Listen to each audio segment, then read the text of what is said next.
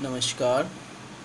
BSc part first के chapter colloidal state में आज हम कोलाइडों के अनुप्रयोग या एप्लीकेशन ऑफ कोलाइड्स का अध्ययन करेंगे।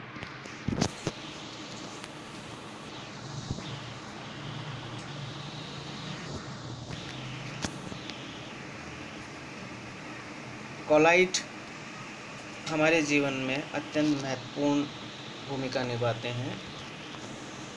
कोलाइड का दैनिक जीवन में कई उपयोग हैं। इनमें से कुछ निम्न प्रकार हैं। Collide silver. कोलाइड सिल्वर इसका व्यापारिक नाम प्रोटेगॉल है और इसका उपयोग आईलिड्स आँखों की पलकों की बीमारी में उपचार में प्रयोग किया जाता है। Secondly colloidal gold. Colloidal gold manganese और कैल्शियम इनके कोलाइडल विलयन का हम तपेदिक ट्यूबरक्लोसिस और रिकेट्स बीमारी के उपचार में दवाई के रूप में यानी टॉनिक के रूप में प्रयोग किया जाता है।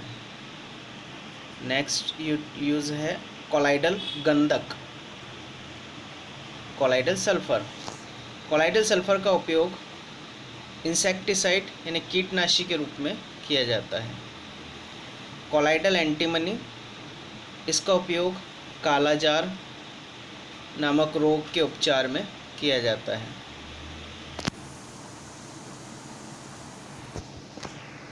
कोलाइड्स का मिट्टी की उर्वरा शक्ति बनाए रखने में महत्वपूर्ण योगदान है। जंतु और वनस्पति के जो सड़े गले अवशेष हैं वो ह्यूमस बनाते हैं। यह मिट्टी के कणों में एक रक्षी कोलाइड की लेयर बना लेते हैं जो मिट्टी से नमी और पोषक तत्वों को उड़ जाने से रोकती है, यानी मिट्टी में नमी और पोषक तत्वों को बनाए रखती है।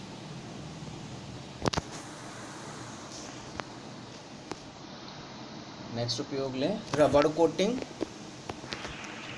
हमने देखा है कुछ धातु की सतहों पर रबड़ कोटिंग की जाती है, तो यह रबड़ के कोलाइडल विलयनों के अवक्षेपित या निलंबन को अवक्षेपित करके कोटिंग की जाती है। रबड़ एक ऋणावेशित रबड़ के पार्टिकल्स का वाटर में सस्पेंशन होता है, निलंबन होता है। जब किसी वस्तु पर रबड़ की कोटिंग करते हैं तो उस वस्तु को हम एनोड के रूप में विद्युत अपघटनी सेल में रखते हैं और विद्युत धारा प्रवाहित करते हैं। विद्युत धारा प्रवाहित करने पर रबड़ के ऋणावेशित कण एनोड की ओर गमन करते हैं और एनोड पर निरावेशित होकर डिस्चार्ज होकर उस पर निक्षेपित हो जाते हैं और एक कोटिंग बनाते हैं जो कि रबड़ कोटिंग कहलाती है। कोलाइडल पार्टिकल्स या कोलाइडल विलयन का उपयोग जो है फोटोग्राफिक फिल्म, एक्सरे फिल्म में भी किया जाता है। फोटोग्राफिक फिल्म में एक सेल्यूलोज की प्लेट या ग्लास की प्लेट पर कोलाइडल विलयन का लेप किया जाता है। फोटोग्राफिक प्लेट पर जो कोलाइडल विलयन का लेप किया जाता है वह कोलाइडल विलयन सिल्वर आयोडाइड या सिल्वर ब्रोमाइड का होता है। सिल्वर आयोडाइड या सिल्वर ब्रोमाइड के विलयन में जिलेटिन मिलाकर एक कोलाइडल विलयन बनाते हैं और इस कोलाइडल विलयन की एक पतली परत यानी जो है सेल्यूलोज की प्लेट पर चढ़ा देते हैं। तो यह प्लेट फोटोग्राफिक प्लेट के रूप में कार्य करती है। एक्सरेज के रूप में एक्सरे प्लेट भी कॉलाइडल विलयन द्वारा ही बनाई जाती है। नेक्स्ट लें, जल का शोधन, प्यूरिफिकेशन ऑफ वाटर। सामान्यतः घरों में जल को शुद्ध करने के लिए फिटकरी का प्रयोग किया जाता है। जल में धूल के कण और अशुद्धि के कण सस्पेंशन के रूप में रहते हैं, निलंबन के रूप में रहते हैं। जब इस विलयन में यानी अशुद्ध जल में फिटकरी, जिसे हम पोटाश एलम कहते हैं, मिलाते हैं तो फिटकरी में उपस्थित एल्यूमिनियम और पोटेशियम आयन जो कि धनावेशित होते हैं, वह अशुद्धि के ऋणावेशित कणों को निरावेशित कर स्कंदित कर देते हैं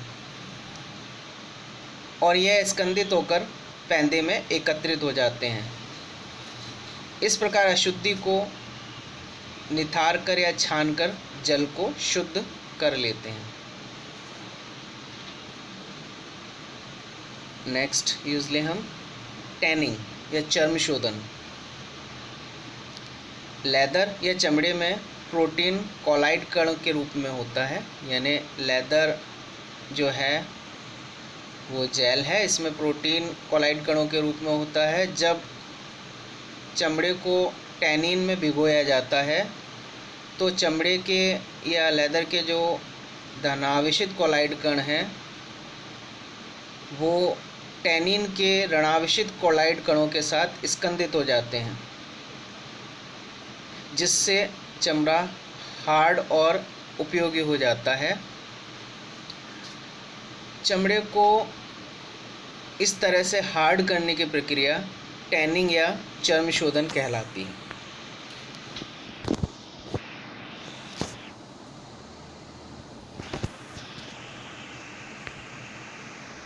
नेक्स्ट यूज़ है आर्टिफिशियल रेन। रेन भी, वर्षा भी कॉलाइड कणों के कारण होती है। क्लाउड्स जो हैं उसमें धूल और जल के कण होते हैं। जब ये जल के कण पास पास आते हैं और कंडेंस्ड होते हैं तो मोटी बूंद बना लेते हैं और मोटी बूंद गुरुत्वाकर्षण, पृथ्वी के गुरुत्वाकर्षण के कारण बारिश के रूप पर पृथ्वी पर आती है। कृत्रिम वर्षा, आर्टिफिशियल रेन भी कॉलाइड कणों के कारण हम करा सकते हैं। वायुमंडल में कृत्रिम रूप से धूल के धनावेशित कणों का छिड़काव करने से बादल में जो विपरीत आवेशित जल के कॉलाइड कण हैं वो स्कंदित होकर वर्षा की बूंद के रूप में पृथ्वी पर गिरने लगते हैं। इस प्रकार हम ये कह सकते हैं कि धनावेशित कॉलाइड कणों का स्प्रे कर कर कृत्रिम वर्षा कराई जाती है। रक्त का थक्का बनना या ब्लड क्लॉटिंग भी कॉलाइड के कारण है। रक्त एक कॉलाइडल विलयन है। जब चोट लगती है तो घाव से रक्त का रिसाव होता है। रक्त के रिसाव को या बहने को रोकने के लिए यदि हम फेरिक क्लोराइड अथवा फिटकरी के ताजे विलयन को घाव पर डालें तो रक्त का स्कंदन हो जाता है, थक्का बन जाता है और रक्त बहना बंद हो जाता है। फिटकरी या FeCl3 में जो धनावेशित कण है, आयन है, वह रक्त के कणों को स्कंदित कर देते हैं और स्कंदित होने के कारण रक्त का थक्का बन जाता है और ब्लड का बहना रुक जाता है। नेक्स्ट अनुप्रयोग है ब्लू कलर ऑफ स्काई, आसमान का नीला दिखाई देना या नीला रंग।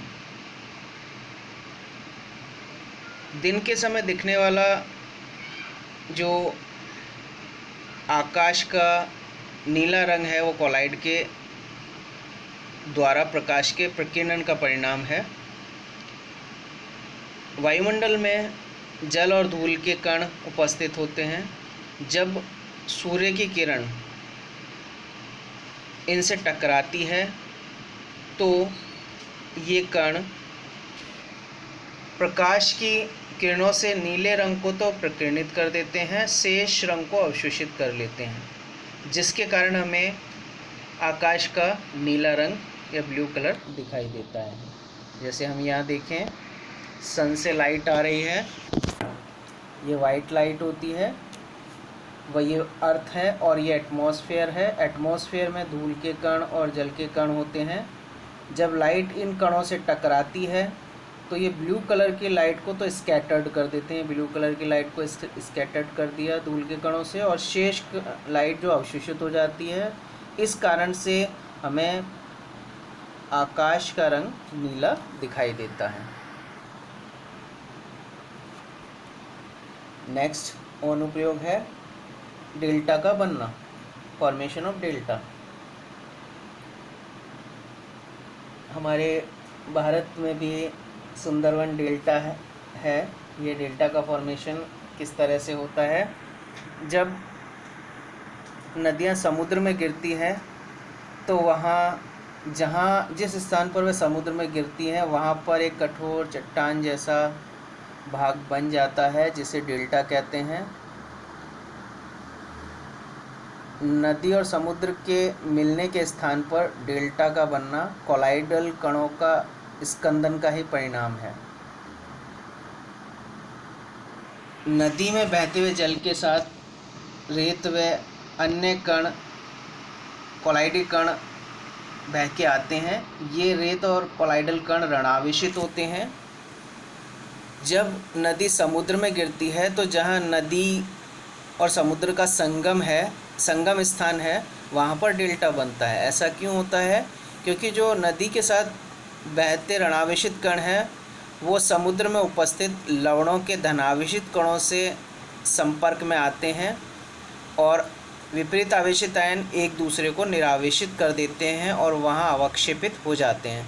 तो जिस स्थान पर ये दोनों मिलते हैं वहाँ ये कण निरावेशित होकर अवक्षेपित हो जाते हैं और डेल्टा का निर्माण करते हैं। जैसे हम यहाँ देखें, नदी के साथ ऋणावेशित कण जो धूल के कण या अन्य पदार्थ कोलाइडल कण है, वो नदी के जल के साथ बहकर आ रहे हैं, और ये समुद्र है। समुद्र में लवण के धनावेशित कण होते हैं। लवण के कण धनावेशित कण है। जब ये ऋणावेशित और धनावेशित कण जहाँ आकर मिलते हैं, यहाँ ये समुद्र और ये नदी का जल, दोनों जल आकर मिलते हैं, तो दोनों आवेशित कणों का निरावेशित होने के कारण इस स्थान पर ये अवक्षेपित या स्कंदित होकर अवक्षेपित हो जाते हैं और डेल्टा का निर्माण करते हैं। जैसे हम यहाँ देखें चित्र में, ये समुद्र है और यहाँ नदी आकर मिल रही है, तो यहाँ ये डेल्टा का फॉर्मेशन हो गया, डेल्टा का निर्माण हो गया। नेक्स्ट यूटिलिटी देखें, अनुप्रयोग देखें। कारखानों से निकलने वाले धुएं और धूल के कणों को प्रदूषित होने से बचाने में वैद्युत कण संचलन का उपयोग किया जाता है। यानी कोलाइडल कण, धुएं के साथ जो कोलाइडल कण निकलते हैं चिमनी से, तो वहाँ उन्हें अवक्षेपित कर दिया जाता है और शुद्ध जो धुआं है वो जो कार्बन पार्टिकल से पृथक हो जाता है वो बाहर वायुमंडल में निकल जाता है। फैक्ट्री की चिमनी में जो धुएं को शुद्ध करने के लिए उपकरण काम में लिया जाता है, उसे हम क्वार्टरल अवक्षेपक कहते हैं, क्वार्टरल प्रेसिपिटेटर कहते हैं। चिमनी में 2 इलेक्ट्रोड प्लेट्स लगी होती हैं। क्वार्टरल अवक्षेप में 2 इलेक्ट्रोड प्लेट्स लगी होती हैं। ये 2 इलेक्ट्रोड्स हैं, इन्हें विद्युत से जोड़ दिया जाता है। जब धुआं चिमनी से पास होकर इस क्वार्टरल अवक्षेप से गुजरता है तो इसमें उपस्थित एनोड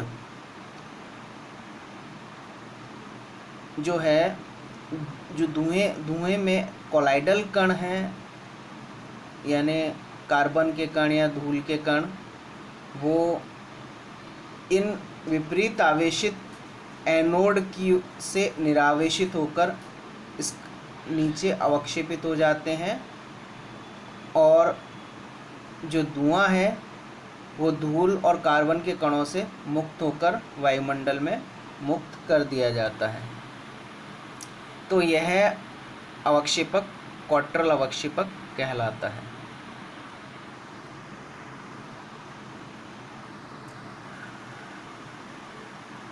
धन कण संचलन।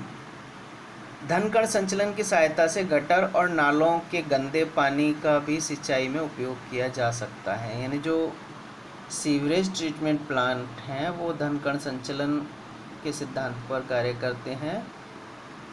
सीवरेज का जो पानी है वो टैंकों में इकट्ठा कर लिया जाता है और उसमें गंदगी के कोलाइडल कण होते हैं।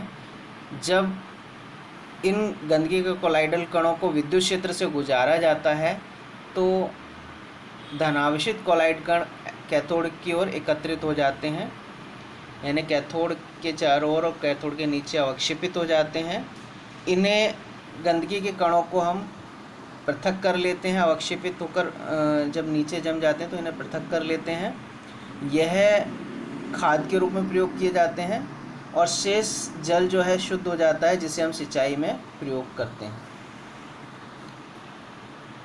नेक्स्ट अनुप्रयोग लें हम क्लीनिंग एक्शन या अपमार्जन क्रिया। साबुन या डिटर्जेंट जो है वो अपमार्जन द्वारा कपड़ों को साफ करते हैं। साबुन या डिटर्जेंट को जब जल में मिलाते हैं तो कोलाइडल विलयन बनाते हैं। ये कोलाइड्स कपड़ों में उपस्थित तेल या वसा और गंदगी के कणों के साथ अधिशोषित हो जाती हैं और उन्हें चारों ओर से घेरकर मिसाइल्स बनाती हैं। जब कपड़े को रगड़ा जाता है या जल की धारा प्रवाहित की जाती है तो यह गंदगी कपड़े से पृथक हो जाती है और कपड़ा साफ हो जाता है। यह प्रक्रिया अपमार्जन कहलाती है। तो यह कोलाइड्स के अनुप्रयोग थे। Thank you.